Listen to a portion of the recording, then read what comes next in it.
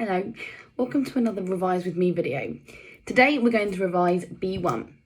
Now, just a reminder, these videos are not designed to replace your revision. This will not be a video where I'm going to explain the topics in much detail. What I'm going to do is break down each topic into its subtopics and then even further than that.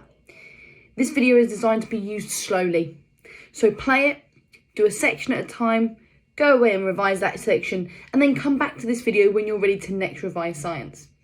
Your revision ideally should be interleaved, which means you will revise little but often, and you'll make sure you don't become overwhelmed. Now, in B1, we're going to be talking about the content that goes in the foundation, the higher, and in the triple papers. And so at various points in the video, I will remind those of you who are taking slightly different papers if the content is not for you. So grab some paper, grab some coloured pens, and let's get started. So let's begin. As with all of my maps, we're going to begin by writing B1 in the middle of our page. Now, as I have mentioned in previous videos, my map that I'm going to do today is going to fit on an A4 sheet, but it could be that you decide to do yours on an A3 sheet. It could also be that you decide to do multiple mind maps, and that's absolutely fine. The most important thing is that you look at them frequently. So, the first thing I'm going to do is I'm going to do the 4 main subtopics that B1 is split into on the page.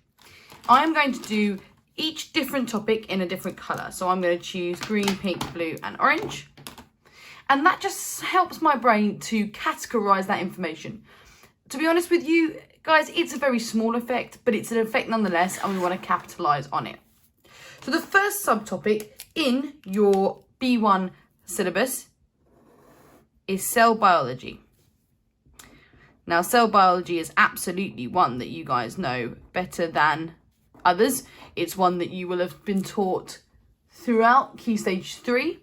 And is one that you will probably have some knowledge of, but what we need to do is work together to make your knowledge more specific and to make sure that we're using all of the keywords we need to. The second subtopic comes under organisation. Now, organisation here is looking at how our cells make up our tissues, which make up our organs, which make up our organ systems. And we focus more specifically on organ systems in this area, such as the heart and the lungs. It's an area that people find the most interesting, actually. So it is one that you probably already have quite a good deal of knowledge on. The third section is infection and response. Now, infection and response is actually quite a tricky subsection. And that's because it includes all of the ways in which our white blood cells can react to foreign invaders, if you like, pathogens, and how they can respond. And there are different, very technical keywords and language there that we will need to use. Lastly, in our 4 main sections, we've got bioenergetics. Now, bioenergetics is about those chemical reactions that are taking place in the body and in plants, and how we can control them. So bioenergetics, like this. Now, when you are doing your mind map, it's a good idea to do it with me, guys. So if I'm moving too quickly, just pause me and then carry on. So let's dive into cell biology. Now, I'm going to centralise the cell biology section so you can see what I'm writing. It may be that you decide to do an entire mind map just on cell biology, which is absolutely fine because there are lots of diagrams within this. So, with cell biology, one of the first things that you need to be able to do is to be able to differentiate between eukaryotes and prokaryotes. So, eukaryotes are any cell with an internal nucleus, an internal membrane, I should say. And a prokaryote is one where the DNA and the genetic information floats inside the cell. Now, there are specific examples you need to know, and you do need to know the relative sizes of both of those things. Once you've looked at eukaryotes and prokaryotes, you're going to look at them in more detail in specifics. So we're going to look at plant cells and animal cells.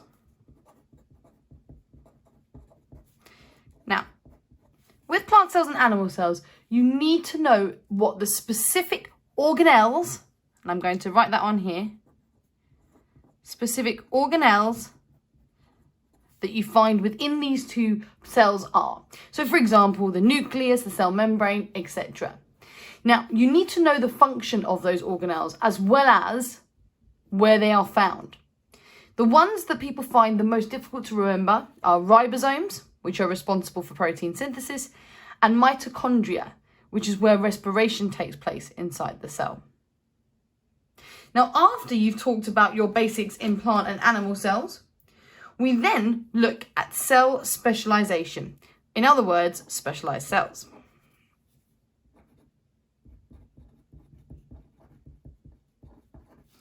And there are 6 that the exam board would like you to know specifically. So they've split them largely into animal and plant. So for plant cells, you need to know about the phloem. You need to know about the xylem. And you need to know about the root hair cell. In the animal cells, you need to know about sperm cells, muscle cells, and nerve cells.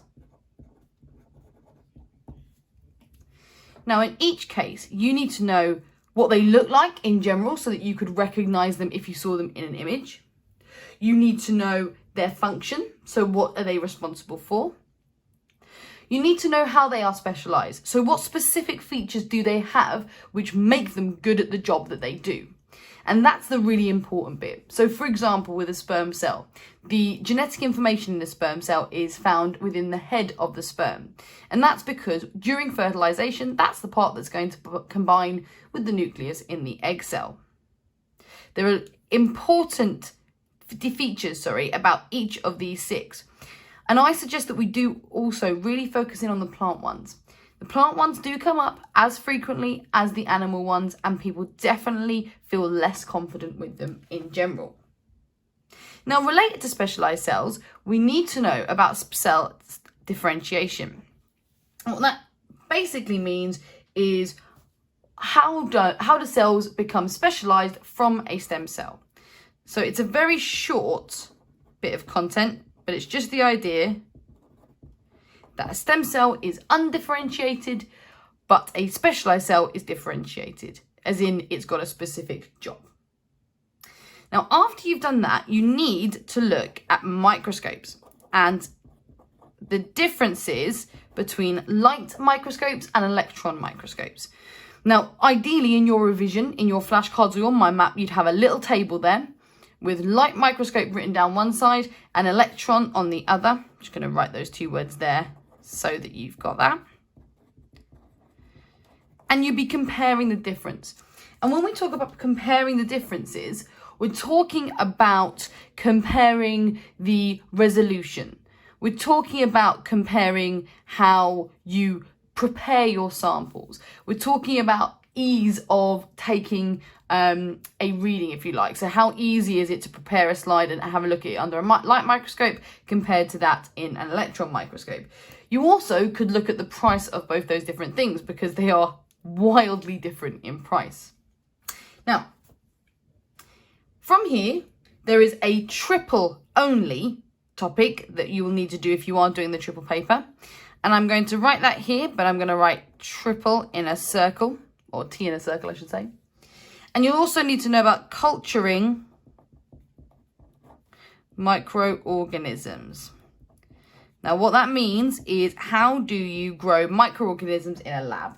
So thinking about how you would take a Petri dish and some agar jelly, and how would you provide the perfect environment for microorganisms to grow and to flourish. From there, you then need to move on to where it gets more tricky. Most of this is quite simple when you boil it down. Where it gets more complicated is the next section. So the first thing you need to know about is mitosis. Now, mitosis ultimately is just cell division.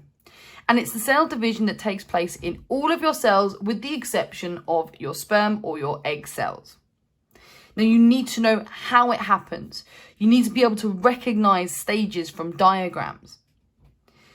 You also need to be able to explain why each of the daughter cells from mitosis, that's the cells that you get at the end, are genetically identical to the mother cells.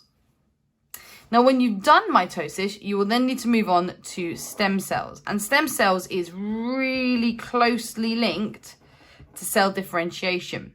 And there are three main types of stem cells that you will need to be able to describe. We've got embryonic stem cells.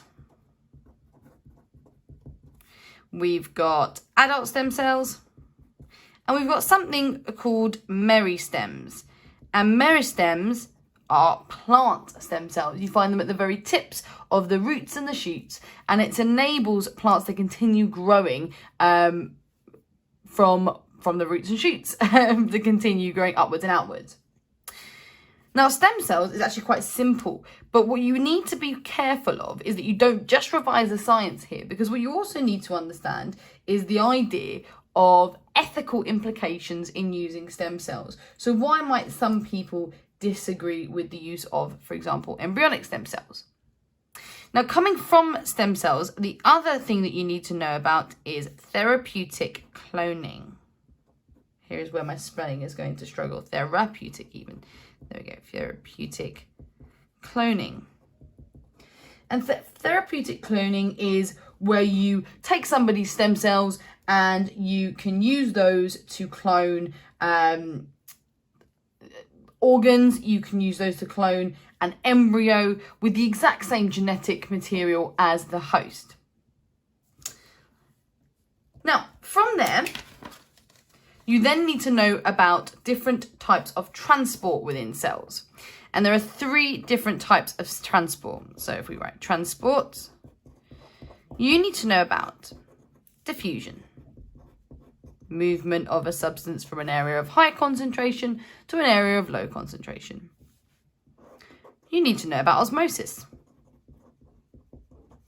movement of water from an area where there is a high concentration of water, or you could say a low concentration of whatever else was dissolved in that water, to an area of a lower concentration of water across a semi-permeable membrane.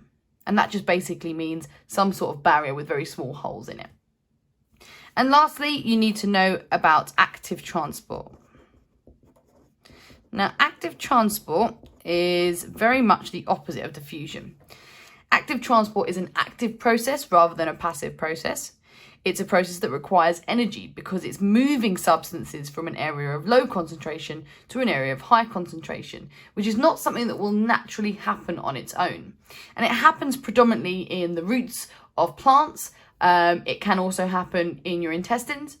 And it's where you're absorbing minerals and useful substances where there might already be quite a high concentration in your blood or in the plant itself, but you still need more. And the process of active transport involves something called a carrier protein as well, okay, and that enables things to pass through a membrane. Now, you will also need to be able to compare those three, okay? There are similarities and differences with them all. So that's cell biology. That's your first section in B1. My advice now is to pause this video, to go away and make additional notes on all of these different things. Maybe you would choose to do one mind map just on cell biology. And when you've done that and you're ready to continue revising, then come back and we'll start with organisation. The next topic we're going to look at is organisation. Now, organisation is literally how the body is organised into the different organs and the different functions and different processes that it does on a day-to-day basis. Now, when I say the body, I could also be talking about plants, and that's really important not to forget, so we'll make that very clear later on. Now, the first organ system and organisation of organs that you will need to know about is the human digestive system. Now, that is more complex than it sounds. The reason it's more complex is because you not only do you need to know the organs involved, you need to know the enzymes involved at each stage. So, for example, amylase is an enzyme found within our mouths. It is an enzyme that breaks down carbohydrates into simple sugars. That is something that you would need to know because it's part of how we digest food. Interestingly, if you take a piece of bread and you chew it for long enough, it will start to taste a little bit sweet. And that's because the amylase in your mouth is doing its job. Now, you also need to understand the difference between chemical and mechanical digestion. And that simply means mechanical, we're looking at physically breaking things down through the use of muscles and teeth. And chemical, we're looking at the use of acids or enzymes. Now, my advice to you with the digestive system is that you make a note of each of the organs in order and describe in detail what happens, particularly thinking about how different organs are adapted to their function. I'm going to write this as a specific note, but I also want you to focus on the function of villi, which are found in the small intestine. And I also want to draw your attention to what bile does. Now that might seem weird to just focus on those two things. The reason I do is because they're the ones that people tend to forget about most. After you've done the digestive system, you will also need to look at food tests. Now this is a required practical that you should have done in year 9, but you may not have done. Now the predominant tests you need to know about are the tests for sugar, and that test is called Benedict's test. You need to know about the test for starch, which is using iodine. And you need to know about the test for protein, which is using something called Biuret reagent, I should say. Now with these tests, you need to know how to do them, and you need to know what it would look like if either of these 3 things are actually present. Now, you will also be asked in the exam about factors that affect digestion. So maybe about how pH affects the function of enzymes. Now, that's going to come up a little bit later, but remember, enzymes work well in an optimum pH, and that will be different for different enzymes. If the pH gets too low or too high, the enzyme will not work properly and is at risk of becoming denatured. Now, after the digestive system, we will then need to look at the heart and the blood vessels, also known as the cardiovascular system.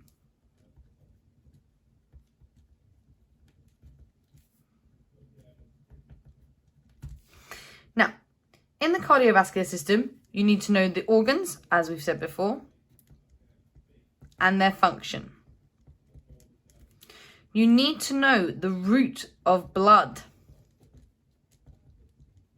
If you are a bit squeamish, I do apologise, but you need to know the route that it takes around the body. So, for example, the heart pumps deoxygenated blood towards the lungs, where it takes on oxygen and its carbon dioxide passes back into the lungs. That blood is then pumped back to the heart, which is then pumped around the body. Now, you need to know why the heart is called a double pump. That's a really common 1-mark question. You need to know the names of certain blood vessels. Talking about things like the vena cava, the pulmonary vein and artery. The word pulmonary, ladies and gents, simply describes a blood vessel that feeds the lungs. Okay, pulmonary is to do with the lungs. You need to know about the different sides of the heart.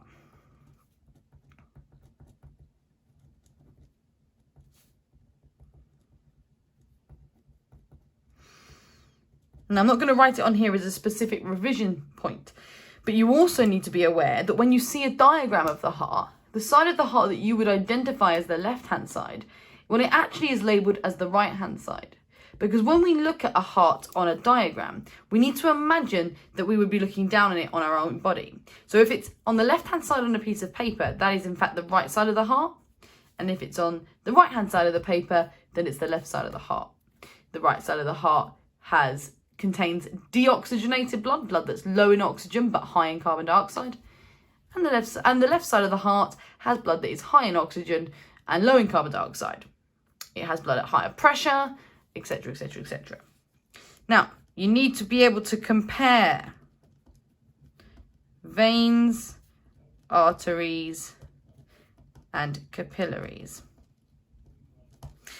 Diagrams, features, and function. Really, really important. You also need to know about the blood and what I would call the components of blood. There are 4. We've got red blood cells. I'm just going to write RBC. You've got white blood cells. You've got platelets. And you've got plasma. Again, you need to know the function and the structure of these different components of blood. But actually, not much detail is needed apart from the ability to recognise and describe them.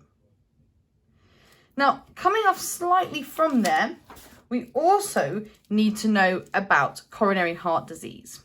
Okay, I'm trying to find a nice space for that. So, coronary heart disease. Now, coronary heart disease is what we call a non-communicable disease. And that means it is not contagious. It's caused either by your lifestyle or genetics. And you need to know about the causes. You need to know about the symptoms. You need to know about treatments. I think it's one of the most interesting parts of this module, but there is quite a lot to know about it. A really good description of those may include a comparison of different treatments. You may want to talk about ways in which it may hamper a person's lifestyle, but that's a really nice one to get started with. Now, going back to organisation, we also need to know about what health is. Now, those of you that do GCSE PE will know that health is a state of physical and mental well-being, not simply the absence of illness. But you also need to know how different diseases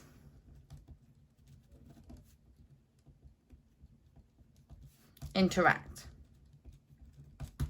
So, for example, those people with immunodeficiency disorders,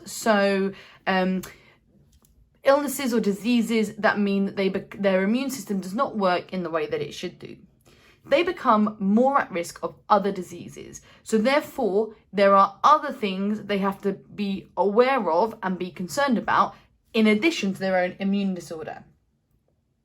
Sometimes viruses can lead to cancer. So for example, the HPV virus, the human papilloma virus, is a virus that can lead to cervical cancer. Now, we vaccinate against that now because we know it's a leading cause of cancer, and it's because of the way that the virus lives and behaves within cells that can change some of the genetic code. Sometimes your physical illnesses can lead to mental illnesses. If you're living with a long-term condition, that can have huge impact on your mental health.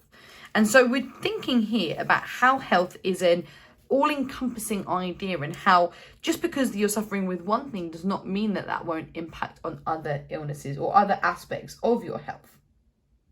Now, in this section, just be aware they love a graph and they love you to interpret some information. So just be very, very clear on how to interpret sets of data. You will have lots of practice throughout your GCSE at doing this, so I wouldn't worry, but that's why there doesn't seem to be all that much associated with it. Now, you need to know about a variety of different non-communicable diseases.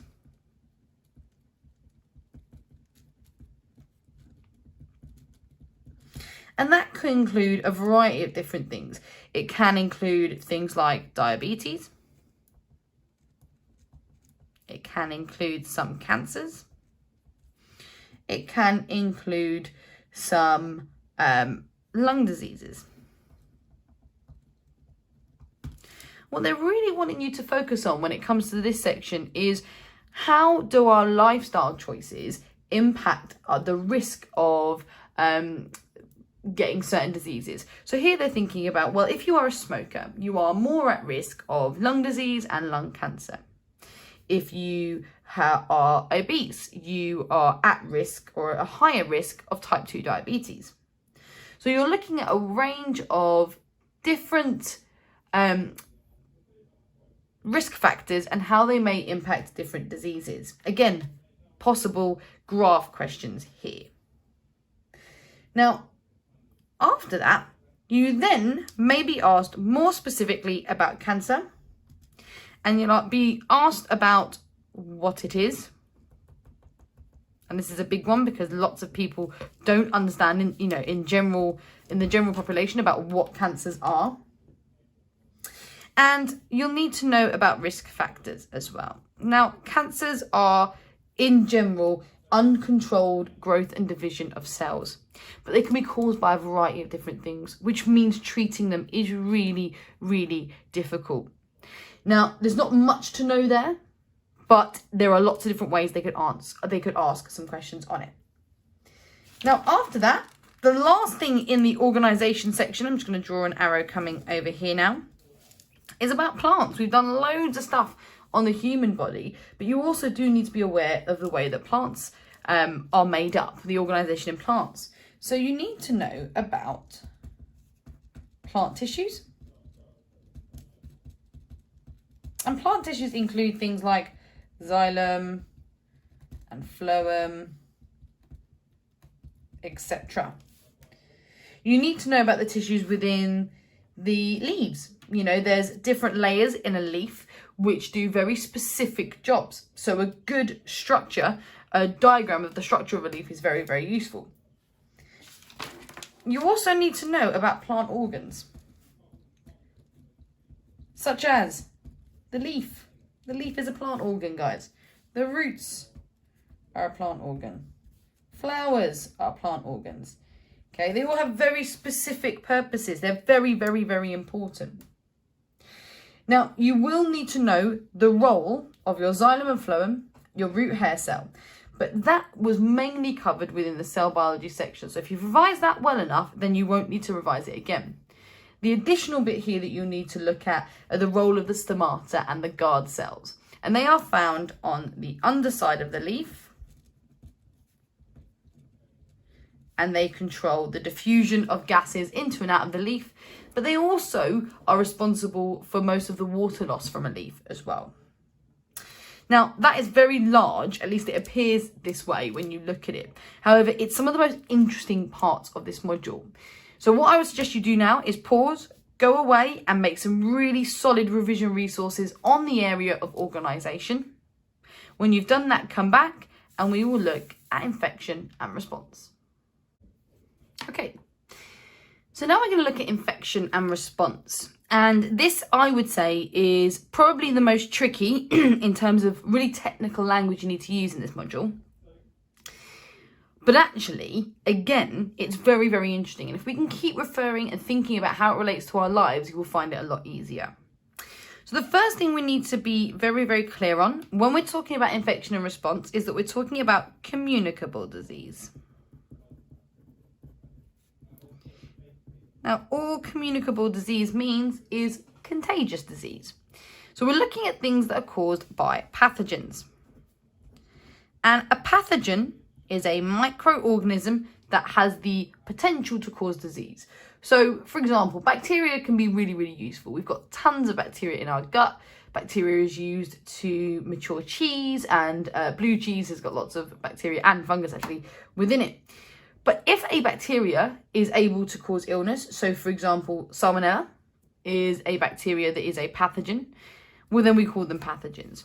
And there's 3 or 4 types of pathogens, I should say, that you need to know about are viruses, bacteria, fungus, and protists. Now, you will need to know about certain diseases associated with each of these pathogens. Now, I am going to write them next to them here. I'm hoping that you'll be able to see it.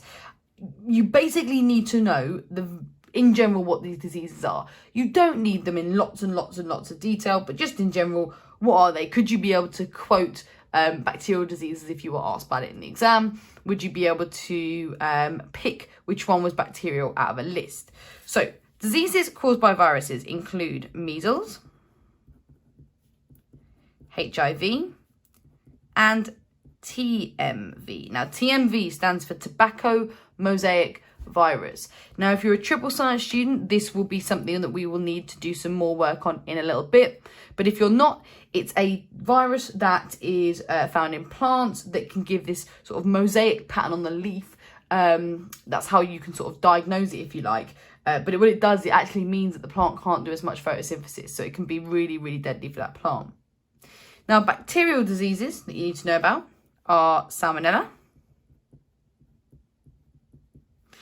and gonorrhea.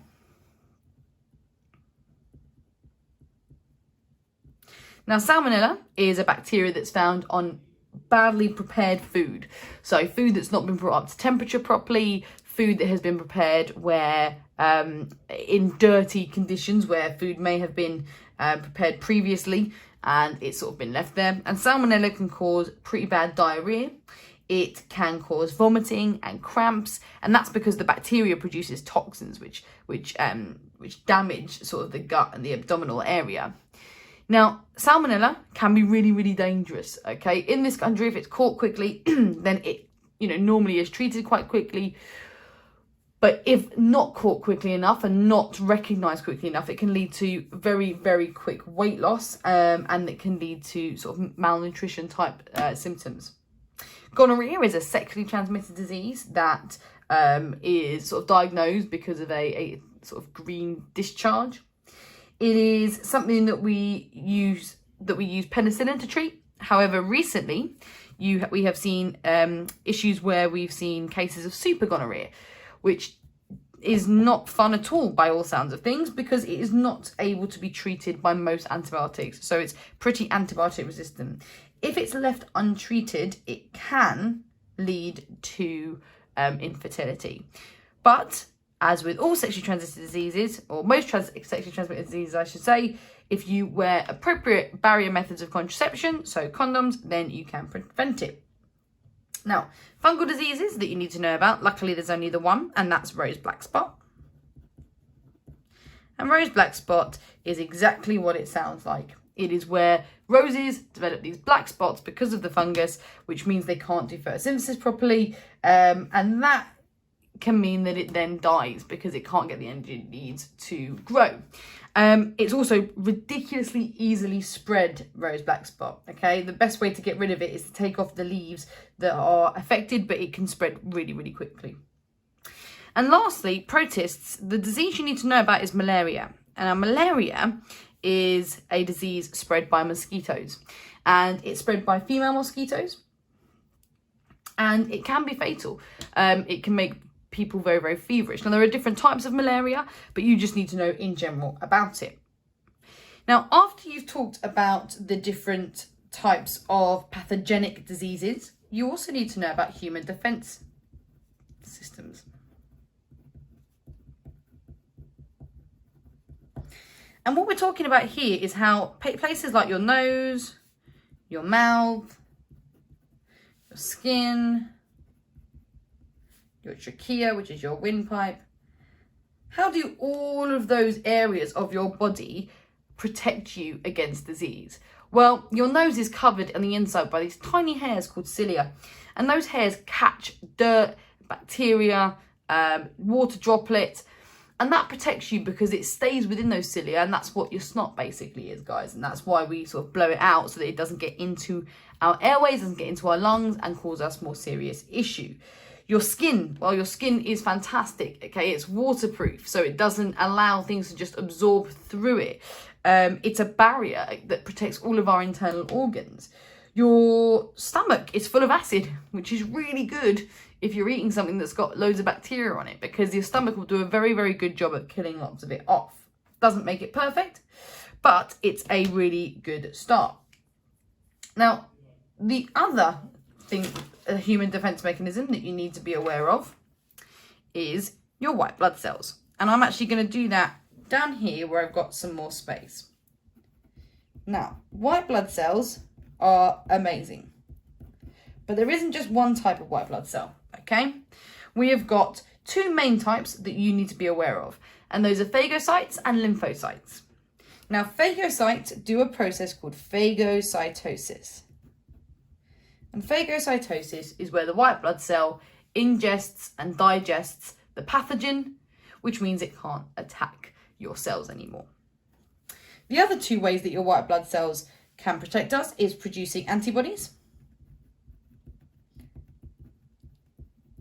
And antibodies are these little teeny tiny chemicals that bind to the outside of pathogens, okay? They bind specifically to the antigen on the outside of a pathogen, and they cause the pathogens to clump together. And when they clump together, it makes it easier for a phagocyte, a white blood cell that ingests and digests pathogens, to come along and ingest the whole lot. And the other thing that it can do is produce antitoxins. And that counteracts some of the toxins that are produced by bacteria and funguses. Now, that is all you need to know at this point, okay? But there are lots of detail in this that you could get down, okay? And they can ask you quite a few questions about it. Really, really relevant at the moment. The next thing you need to know is about vaccination. You need to know how they work.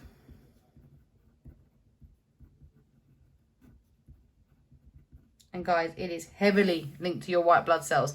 If you understand how antibodies work and you understand how antibodies protect you, then you can link that really, really nicely to vaccination, because it's very, very heavily linked to it. It's about introducing a dead or altered form of a virus to your body so it can build up immunity in case it comes into contact with the real thing.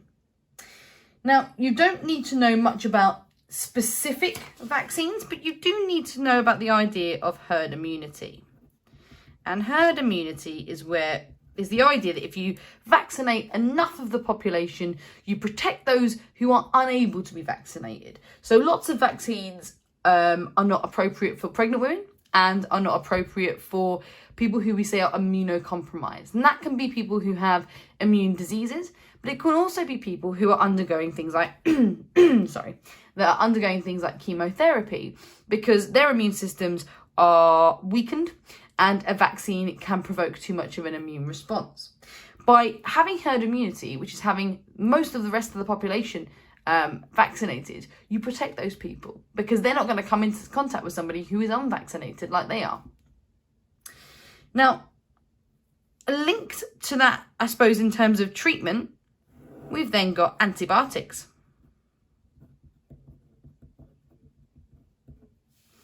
And painkillers. Now, big thing here. Vaccination is prevention. Antibiotics and painkillers are treatment. Antibiotics cannot kill viruses. They are only useful against bacteria and some funguses. Vaccinations, well, vaccines can be used mainly for viruses, but actually we're getting quite good at sort of making vaccines for bacterial infections as well. Antibiotics will cure bacterial diseases by killing bacteria. Painkillers reduce your symptoms. They do not make you better. This is really important.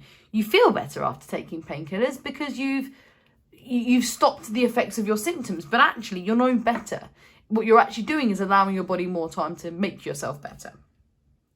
Now, the other thing to be aware of here is the idea of antibiotic resistance. Okay, now antibiotic resistance is something that you will go through far more in B2 because it's related to natural selection. But it's the idea that we're taking, because we've been prescribing antibiotics for a very long time and sometimes not for the right uses, we are providing the perfect conditions for very strong strains of bacteria to reproduce, which means that the antibiotics that we currently have are no longer working. And this is a real issue in today's world. We're looking a lot into different sources of antibiotics because we are seeing that some of the diseases that we've been able to treat really easily for many years are now becoming really tricky to treat. After this, we are going to look at drug development.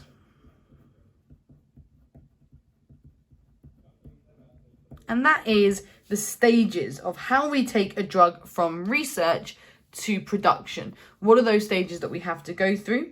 Where do we mostly get those drugs from? So for example, painkillers, aspirin is originally derived from the willow tree and the willow plant, and it's something that we were able to identify hundreds of years ago from there.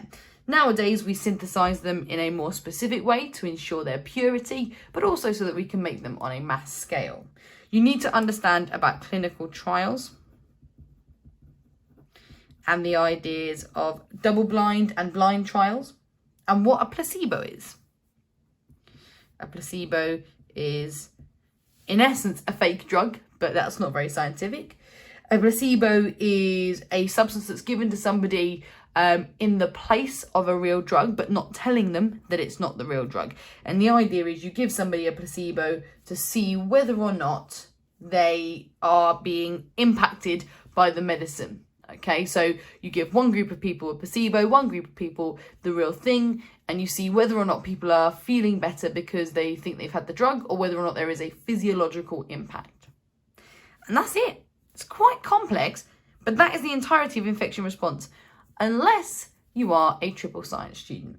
So if you are not a triple science student, you may pause the video here and crack on with your revision for infection and response.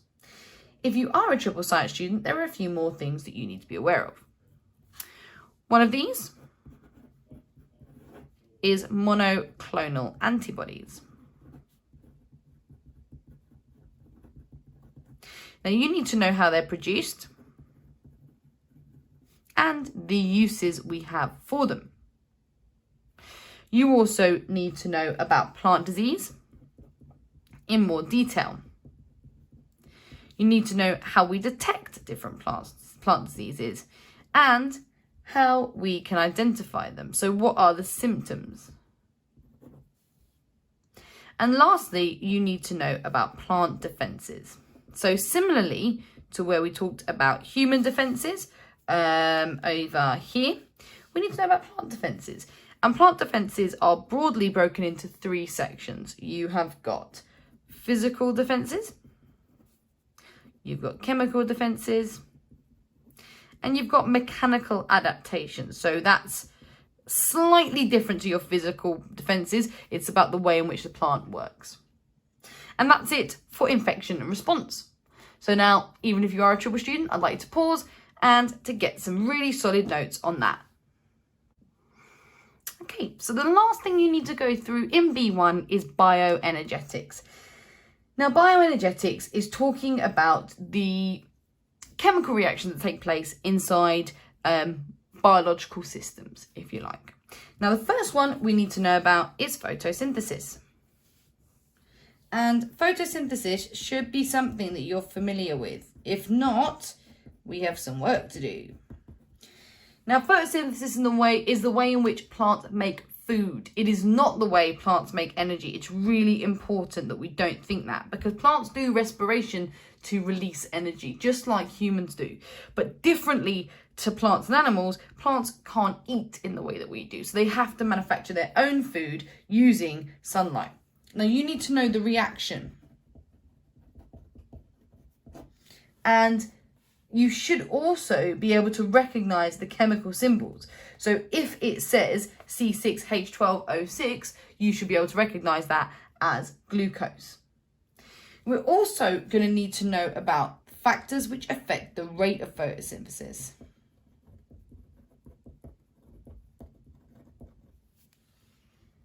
So for example, if it's very warm, there will be a greater amount of photosynthesis that takes place. But if it gets too hot, then that will mean that the enzymes inside that plant will denature and they will no longer be able to do photosynthesis.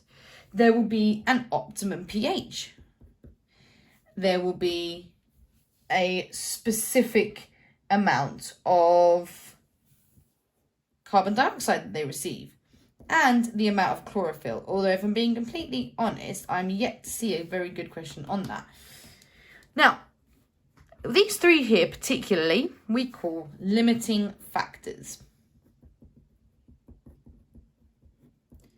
And you will need to recognize graphs, particularly if you are on the higher tier. Now, what a limiting factor means is that that particular thing is the thing that is limiting the amount of photosynthesis. So, for example, if I increase carbon dioxide and the rate of photosynthesis goes up as I increase carbon dioxide, then I know that carbon dioxide is my limiting factor, because that makes sense. It's limiting the amount of photosynthesis, because if I increase it, then it goes up. But at some point, if I continue increasing my amount of CO2, I'm no longer going to be increasing my rate of photosynthesis. There's going to be a limit. And at that point where it no longer increases the rate of photosynthesis, we see that there is something else which is a limiting factor. And that's because I will need to increase my temperature. It might be that I need to increase or change the amount of light intensity.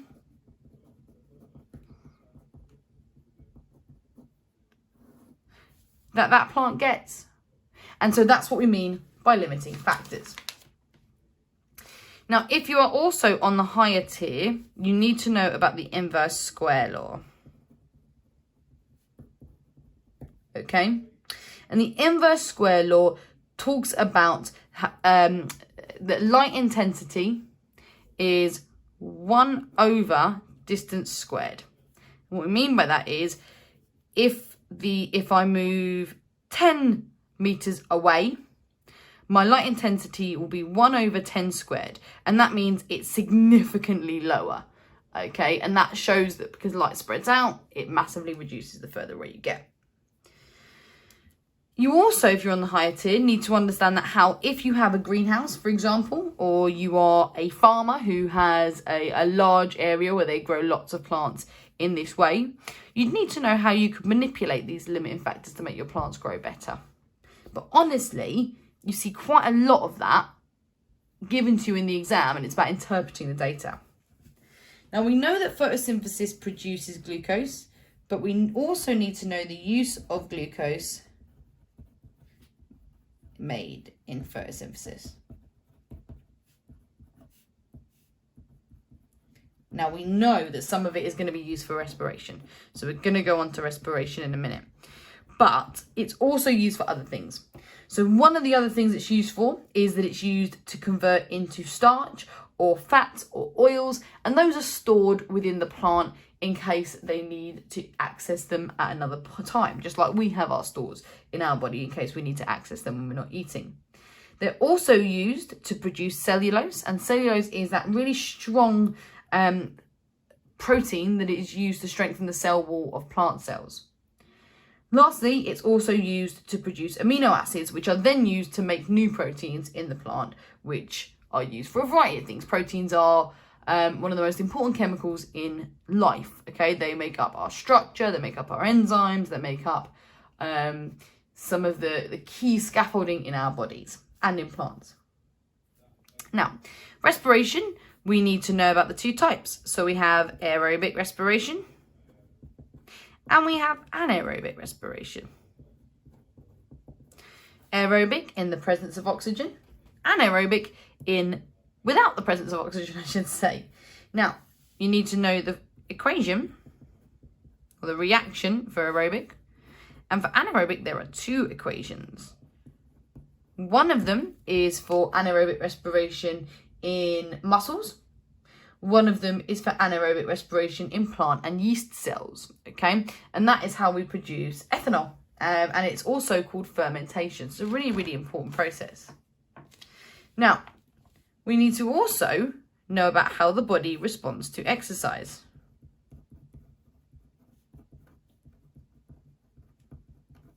The idea that heart rate goes up, breathing rate goes up, and the reason breathing rate goes up is because we need more oxygen to do this aerobic respiration.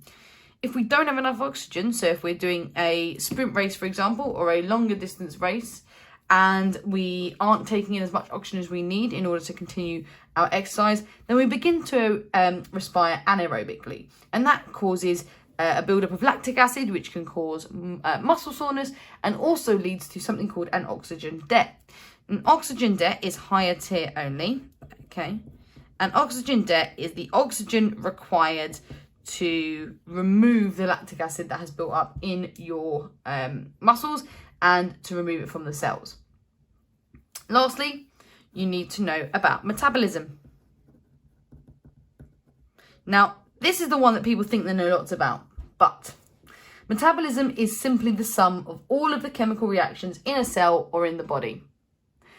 It isn't just how quickly you break down your food, although that is one area. Metabolism includes lots of different processes, and you need to make sure that you are at least aware of what processes are included in metabolism.